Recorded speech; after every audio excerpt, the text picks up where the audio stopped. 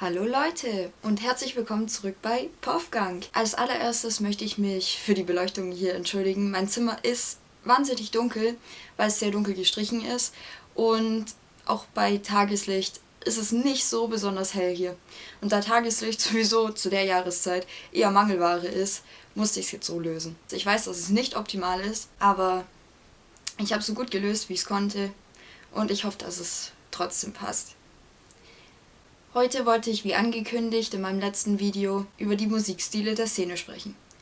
Ich habe recherchiert und jeder, der sich so ein bisschen über Musikgenres mal informiert hat, ein bisschen reingestiegen ist in das Thema, weiß, dass es gar nicht so einfach ist, Bands irgendwelchen Genres zuzuteilen.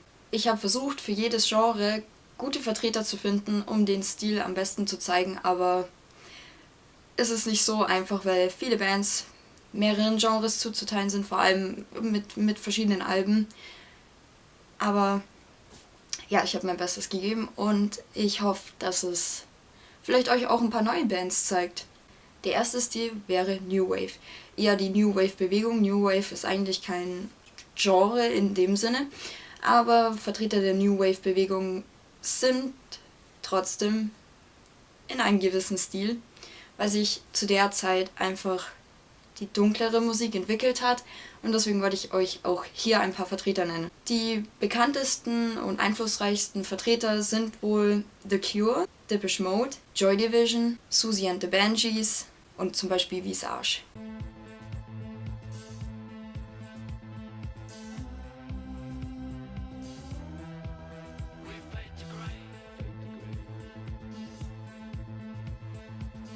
Der zweite Musikstil ist Post-Punk/Bad Cave. Ich weiß, die Genrebezeichnungen sind nicht so einfach zuzuordnen und ich habe einfach mal so ein bisschen versucht, den Stil zu erfassen. Da wären zum Beispiel Vertreter Bauhaus, Sonic Youth, Alien Sex Fiend,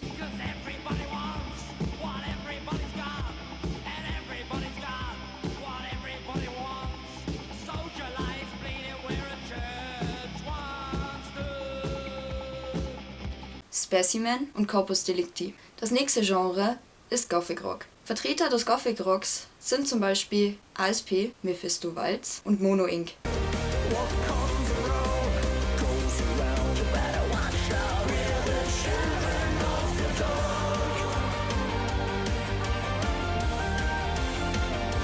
Auch ein Musikstil, der in der schwarzen Szene sehr beliebt ist, ist Neue Deutsche Härte. Vertreter der Neuen Deutschen Härte sind zum Beispiel Megaherz, Ich bin doch der Böse, ich hab dich verlassen, dich ins Siebental deiner Tränen dich entlassen. Ich sollte jetzt leiden, mir die Augen ausheulen, doch das ist nur ein Traum, wach auf, es ist nicht echt. Mir geht es gut. Eisbrecher, Ostfront, Rammstein, Stahlmann, Heldmaschine und Ruroska. Was wahrscheinlich so vielen Leuten gar kein Begriff ist. Es ist eine russische neudeutsche Härteband, die sich sehr stark an Rammstein orientiert. Nun kommt das nächste Genre. Da es auch hier wieder nicht so einfach ist, wirkliche Vertreter zu finden, habe ich es einfach mal Black Metal und Death Rock genannt, um den Stil einfach mal zu zeigen. Vertreter wären Schwarze Engel, Die Liebe war ein Paradies, das nichts in mir am Leben ließ.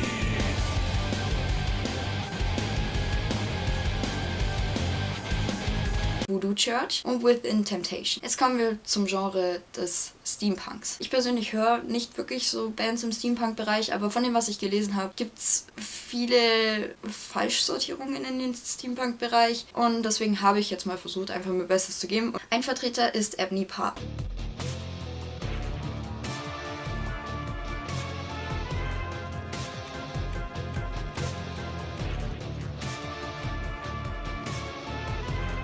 Noch zwei Vertreter sind The Synthetic Dream Foundation und Burnian Process. Nun kommen wir zum Mittelaltergenre. Ich habe jetzt beim Mittelaltergenre versucht, verschiedene mittelalterliche Bands von verschiedenen anderen Genres zusammenzufügen, damit hier eine relativ große Bandbreite von Bands ist. Eine Band wäre Letzte Instanz. Subway to Sally ist wahrscheinlich jedem ein Begriff, weil Subway to Sally sogar außerhalb der Szene relativ bekannt ist. Zum Beispiel Eisblumen. Original eigentlich von Subway to Sally. Falls ihr euch erinnert, das war das Video von Eisblume mit mit den kleinen Figuren. Dieses animierte Video kennt wahrscheinlich jeder, aber das Originallied ist von Subway to Sally. Dann eine etwas andere mittelalterliche Band, Feuerschwanz. Dann eine Mittelalterband, die wahrscheinlich nicht sofort jeder als Mittelalterband bezeichnen würde, da sie einen sehr, sehr starken Industrial-Einfluss haben. Und das ist Heimaterde. Heimaterde sind eigentlich eine wahnsinnig interessante Band, da sie sowohl mittelalterliche Einflüsse wie auch elektronische Einflüsse verbinden.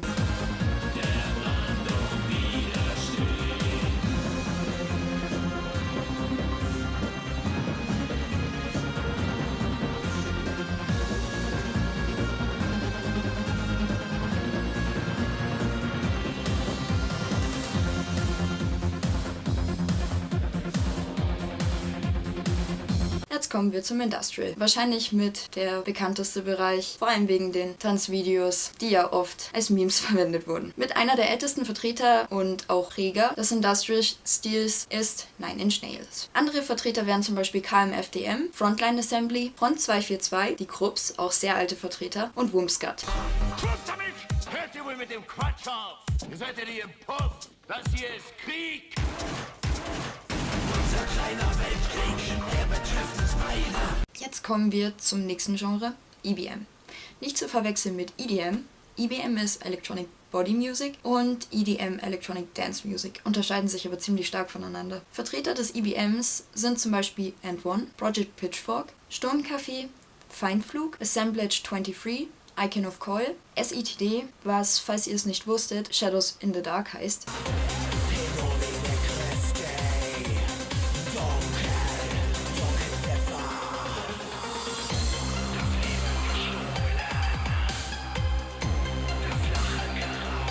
Und Terminal Choice. Das nächste Genre wird oft gemeinerweise als Viber Electro bezeichnet. Liegt wahrscheinlich daran, dass es das chartfähigste Genre von allen in der Szene ist. Und das ist Future Pop. Vertreter vom Future Pop sind zum Beispiel Apoptygma Berserk, V&V Nation, Roter Sand, Covenant, Frozen Plasma.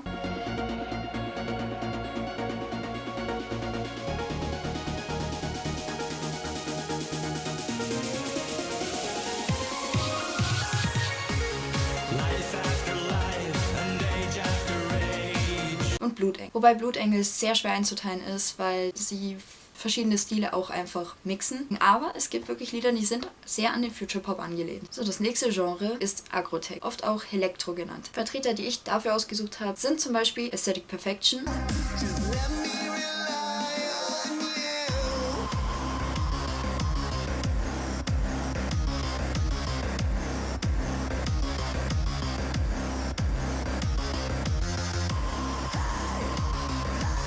Okiko, keine Ahnung, wie man es ausspricht, ist auf jeden Fall der Sänger von Arabia Sorda, Alien Vampires, Ego Noise, Funkerfo, X-Fusion und Combi Christ, was wahrscheinlich auch den meisten was sagt, weil Combi Christ ziemlich bekannt ist. So, und jetzt kommen wir zum letzten Genre, was vielleicht nicht sofort jeder der Szene zuteilen würde, aber es läuft in Discos tatsächlich auch relativ oft, immer mal wieder ein paar Lieder, und das ist Synthwave. Vertreter davon wären zum Beispiel Scandroid,